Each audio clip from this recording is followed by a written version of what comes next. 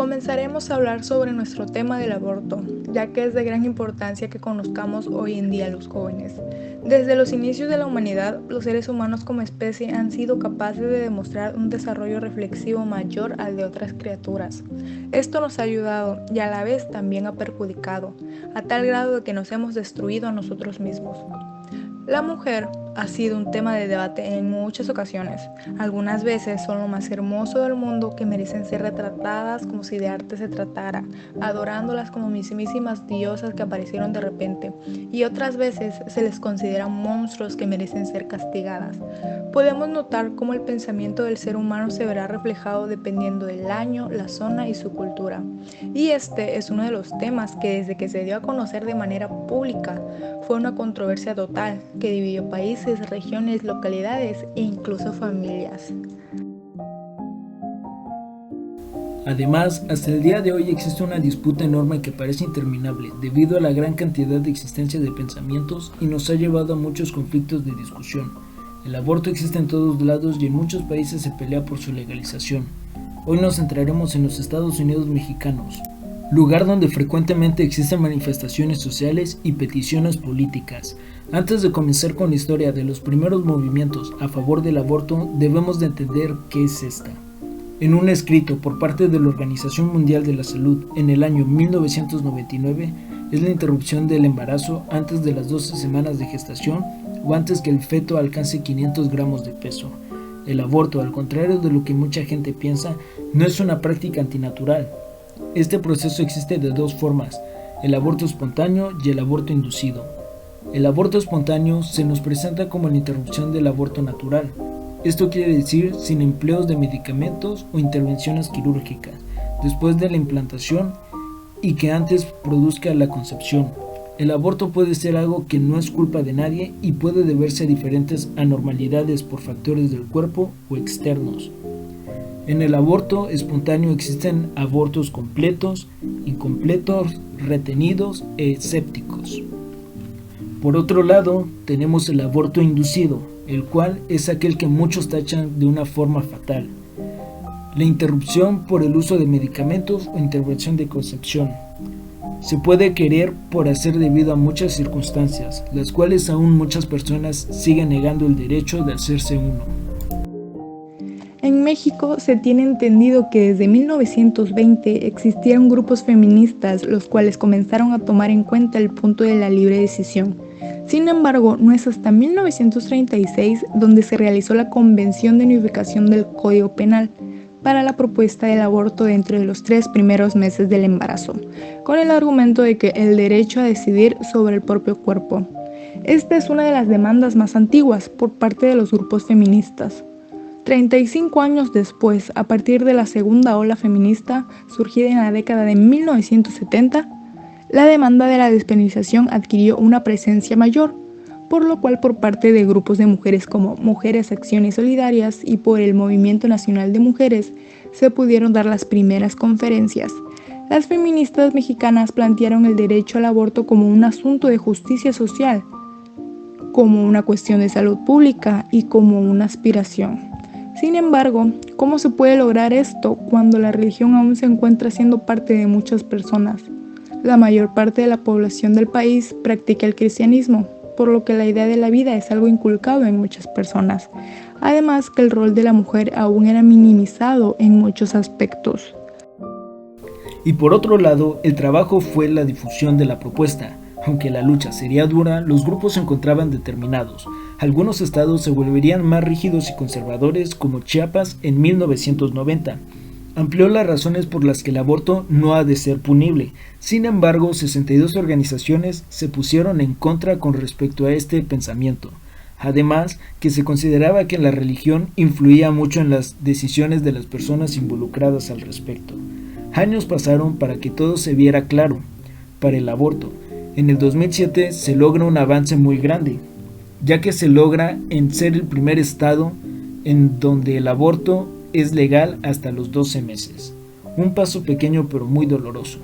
Años más tarde, en 2019, en el estado de Oaxaca logra hacer el aborto legal. Y en este año, 2 estados más se vuelven legal, en Hidalgo y Veracruz. Aunque el avance de las normas es algo bueno, aún queda mucho por hacer, y aunque esto ya no se considere en ciertos lugares como algo erróneo, aún existen lugares los cuales tachan este tipo de decisiones, por lo que lleva a una lucha de moralidad, ética en diferentes aspectos, y en muchas personas se ven afectadas al momento de usar en un ambiente social, estudiantil y laboral. También es importante mencionar que hoy, en 2021, aún existen conflictos con respecto al tema y nadie sabe cuándo es que acabarán estos conflictos de ideas. Por más que sea una situación en la cual existe un avance, aún sigue siendo complicado debido a que los pensamientos de algunas personas siguen siendo conservadoras. Pero, ¿eso es lo malo? Podríamos pensar que sí. Sin embargo, es un pensamiento válido, mientras no incites a las demás personas a pensar igual que tú. El respetar cada pensamiento e ideología es algo que debemos estar conscientes, aunque esto puede afectar de gran forma en tu aspecto social. Por otra parte, al ser seres humanos, es necesario la convivencia siempre. Estaremos en constante comunicación y pensando en diferentes cosas que se pueden hacer. Por ejemplo, podría ser absurdo, pero es algo que sucede. En México la pasión del fútbol es algo notorio y muchos tienen un club de fútbol favorito. Existe un conflicto al momento de ver a alguien o preguntarle a alguien cuál es su equipo favorito. Algunos lo toman como un punto de vista, pero otros desprecian de una forma verídica los gustos de alguien. Claro que eso sucede en un tema que podría considerarse serio. Ahora comparemos ese disgusto con algo serio que afecta a la sociedad, a su pensamiento, a la vida que conoce.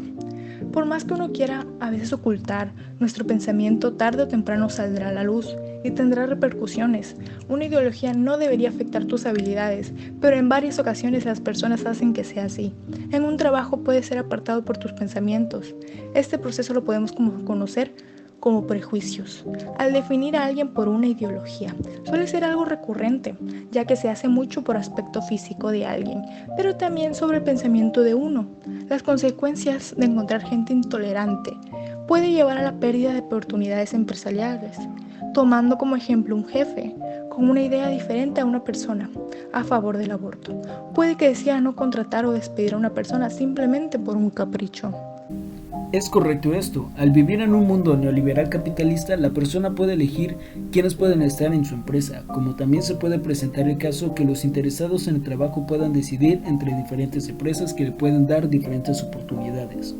Sin embargo, pese a estar en la existencia de la libre decisión, se tiene que tomar en cuenta que puede encontrar la discriminación por ideas diferentes. En este caso sería nuestro punto principal, pero ¿es correcto que se te denigre por un punto de vista diferente?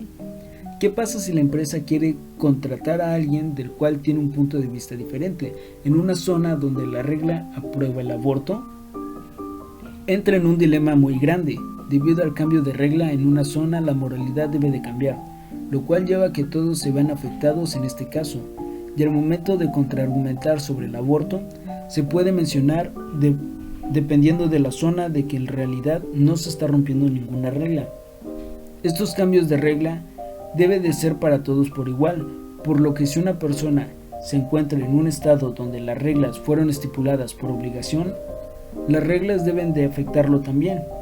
En este caso, si una persona con lo sucedido en el aborto puede salir bien, ya que no existe ninguna regla que lo detenga.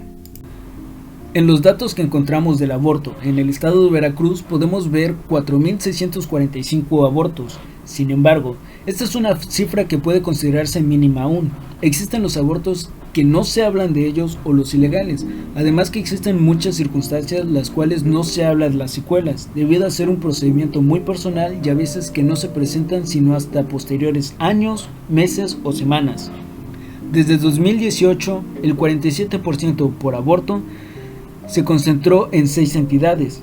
Del 2000 al 2007 se dio una cantidad muy grande de muertes por parte de la Ciudad de México, 12.5%, Veracruz 11.8%, Chiapas 6.3%, Puebla 6.2% y Baja California 6.1% de las muertes. Un aborto puede llegar a ser peligroso en las edades inapropiadas.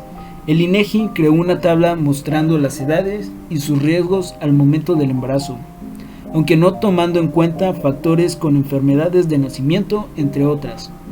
Sin embargo, los datos lanzados podemos encontrar que mujeres menores de edad existen solicitudes del aborto del 46% de 18 a 24 años, 23.6% 25 a 29 años, 4.9 mujeres de 15 a 17 años y de 0.7% 11 a 14 años.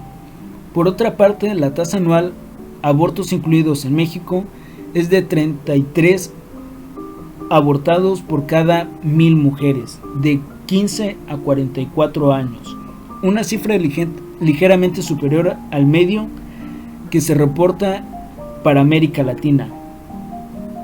A nivel nacional ocurren aproximadamente 44 abortos por cada 100 nacidos vivos.